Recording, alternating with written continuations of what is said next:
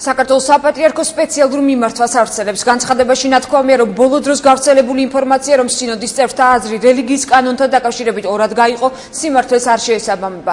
პროტოპრესვიტერი გიორგი ზვიადაძე განმარტავს, რომ სინოდმა ერთხმად დააფიქსირა თავისი პოზიცია აღნიშნულ კანონთან დაკავშირებით და ამ ეტაპზე ხელისუფლებასთან თანამშრომლობა აირჩია, რათა კანონში დამცავი მექანიზმები შეიტანონ.